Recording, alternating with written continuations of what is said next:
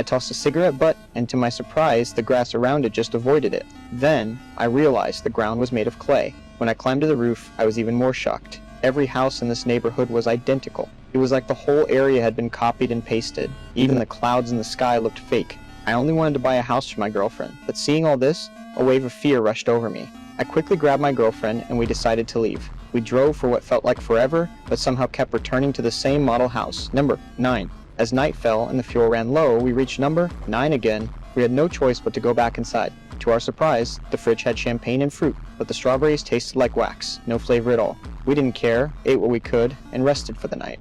The next day, we decided to leave on foot, avoiding any turns. We walked toward the sun. We walked until the sun set, but still hadn't left the neighborhood. Just as we were about to give up, my girlfriend noticed a light coming from a house. She rushed inside, thinking there were others here. But when she entered, the table was filled with the food we ate last night. We were back to square one. The only difference? There was a box at the gate, filled with supplies and food. I felt like I was being toyed with. To make them stop this game, I decided to take action.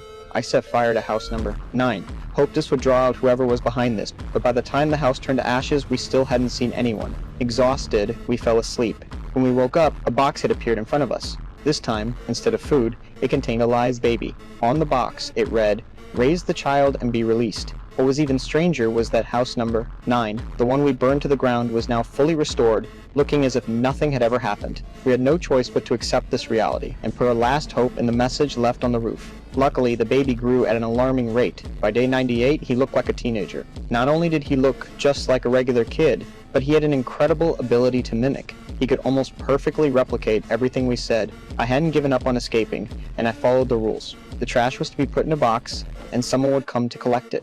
I sat there staring at the box, waiting for the collector to show up, but it always disappeared when I wasn't looking. Finally, I came up with a plan. Since this world was fake, the answer must lie underground.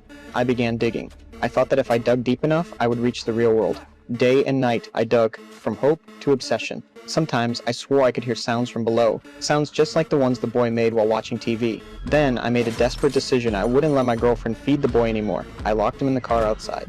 I believed that whoever was behind this wouldn't let him die, but my girlfriend softened. A long time spent with the boy made her care for him. After this, things between us began to change. I stopped caring for her and the boy, and dug relentlessly. When I grew tired, I slept in the hole, and when I woke up, I dug again. Meanwhile, my girlfriend came up with her own plan. She wanted to uncover the mystery of the boy. One day, the boy brought a book from somewhere, full of strange symbols, but the pictures made it clear. It was a book about studying humans. My girlfriend wanted to know where the book came from, but the boy was guarded, refusing to say. So she pretended to play a mimic game with him, asking him to imitate everyone he had seen. And then